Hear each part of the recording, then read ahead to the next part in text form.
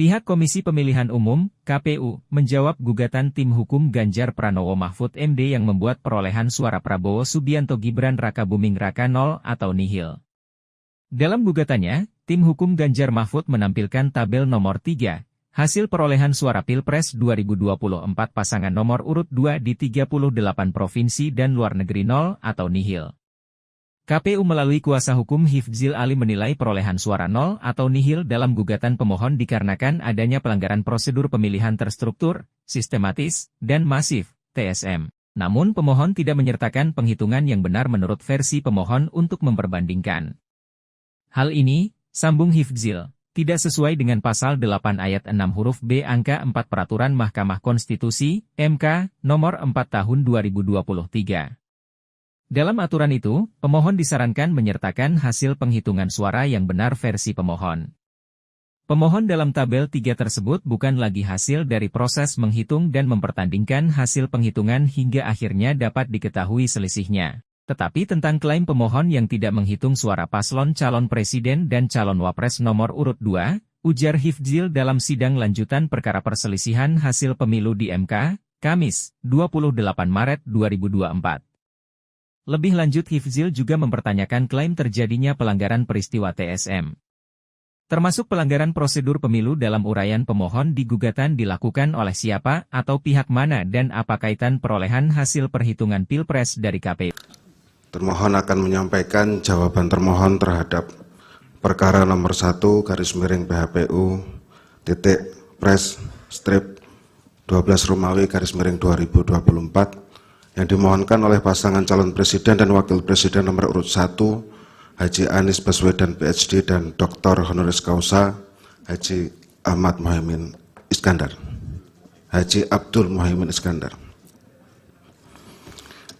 Yang Mulia Ketua Mahkamah Konstitusi, dengan hormat bersama ini kami Hasyim Asyari SHM SI PhD, Ketua Komisi Pemilihan Umum Republik Indonesia, dan seterusnya bertindak untuk dan atas nama Komisi Pemilihan Umum berdasarkan surat kuasa khusus nomor 44 strip garis miring PY.01.1 strip SU garis miring 07 strip 2024 tanggal 26 Maret 2024 memberi kuasa kepada Muhammad Afifuddin dan seterusnya dianggap dibacakan yang mulia.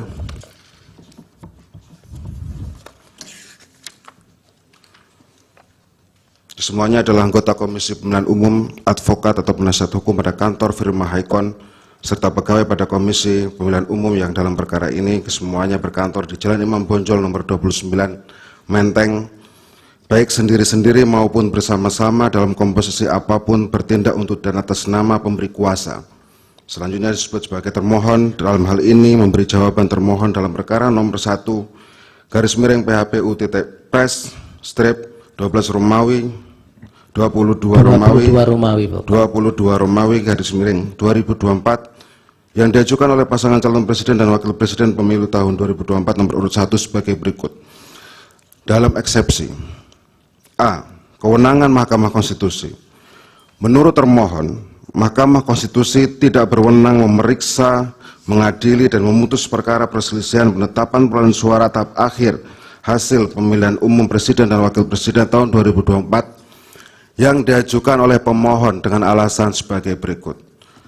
Bahwa pasal 24C ayat 1 Undang-Undang Dasar 1945 menyatakan Mahkamah Konstitusi berwenang mengadili pada tingkat pertama dan terakhir yang putusannya bersifat final untuk menguji undang-undang terhadap Undang-Undang Dasar, memutus sengketa kewenangan lembaga negara yang kewenangannya diberikan oleh Undang-Undang Dasar, memutus pembubaran partai politik, memutus perselisihan tentang hasil pemilihan umum. Bahwa pasal 10 ayat 1 huruf D Undang-Undang nomor 24 tahun 2003 tentang Mahkamah Konstitusi dan seterusnya menyatakan Mahkamah Konstitusi berwenang mengadili pada tingkat pertama dan terakhir yang putusannya bersifat final untuk memutus perselisihan tentang hasil pemilihan umum. Bahwa pasal 475 ayat 1 Undang-Undang nomor 7 tahun 2017 tentang pemilihan umum dan seterusnya. Dasar-dasar hukum mungkin tidak perlu dibacakan. Siap yang mulia. bahwa kewenangan masing-masing lembaga yang berkaitan dengan pelanggaran atau sengketa kepemiluan dapat dicantumkan dalam tabel sebagai berikut. Pelanggaran administrasi pemilihan yang bersifat terstruktur, sistematis, dan masif ditangani oleh Bawaslu dan Mahkamah Agung. Pelanggaran kode etik ditangani oleh DKPP. Pelanggaran administrasi bisa ditangani oleh KPU atau Bawaslu. Sengketa pemilihan ditangani oleh Bawaslu. Pelanggaran pidana ditangani oleh Sentra Gakumdu, Pengadilan Negeri, dan Pengadilan Tinggi. Sengketa tata usaha negara pemilihan ditangani oleh Bawaslu, Pengadilan Tinggi, Tata Usaha Negara, dan Mahkamah Agung. Perselisihan hasil pemilihan umum ditangani oleh Mahkamah Konstitusi. Bahwa telah jelaslah kewenangan Mahkamah Konstitusi dalam sengketa kepemiluan adalah memeriksa dan memutus perselisihan hasil pemilihan umum. Bahwa permohonan pemohon sama sekali tidak mendalilkan perselisihan tentang hasil pemilihan umum presiden dan wakil presiden, akan tetapi pemohon mendalilkan yang pertama, dugaan pengkhianatan terhadap konstitusi dan pelanggaran asas bebas, jujur, dan adil sebagaimana tertera pada halaman 22 sampai dengan 93 permohonan pemohon. Yang kedua, mendalilkan dugaan pelanggaran prosedur sebagaimana tertera pada halaman 93 sampai dengan halaman 98 permohonan pemohon. Dan yang ketiga, jikapun dalil pemohon terkait hasil pemilu yang dimasukkan dalam permohonan pada halaman 16 permohonan hanya memasukkan rekapitulasi suara pemilihan presiden dan wakil presiden yang ditetapkan oleh termohon tanpa menyandingkan dengan hasil perolehan suara menurut pemohon. Bahwa berdasarkan hal-hal tersebut di atas, materi muatan permohonan pemohon bukanlah materi muatan perselisihan hasil pemilihan umum yang dapat diperiksa dan diputus oleh Mahkamah Konstitusi. Bahwa dengan demikian permohonan pemohon haruslah ditolak atau sekurang-kurangnya tidak dapat diterima. B.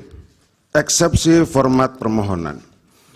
Bahwa format permohonan perselisihan hasil pemilu telah diatur dalam lampiran 1 Peraturan Mahkamah Konstitusi nomor 4 tahun 2023 dan seterusnya.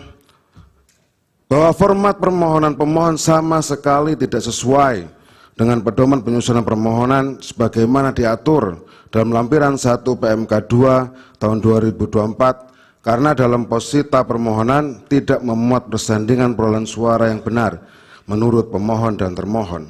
Bahwa selain itu, petitum yang dibuat oleh pemohon juga tidak memuat permintaan untuk menetapkan hasil perolehan suara yang benar menurut pemohon. Bahwa dengan demikian, format permohonan pemohon tidak memenuhi syarat formal sebagaimana diatur dalam PMK 2 tahun 2024. Permohonan pemohon haruslah ditolak atau sekurang-kurangnya tidak dapat diterima. C. Eksepsi permohonan tidak jelas dan kabur.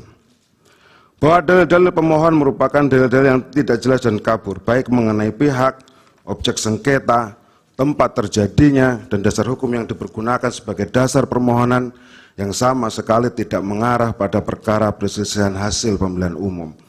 Bahwa pemohon tidak mendalilkan adanya perselisihan hasil pemilihan umum, melainkan hal-hal seperti nepotisme, pengangkatan penjabat kepala daerah yang masif untuk mengarahkan pilihan, keterlibatan aparatur negara, pengerahan kepala desa, sampai dengan penyalahgunaan bantuan sosial. Bahwa dengan demikian permohonan pemohon nyata-nyata telah kabur, keluar dari perihal permohonan, dan semakin tidak jelas mendalilkan adanya perselisihan hasil pemilihan umum.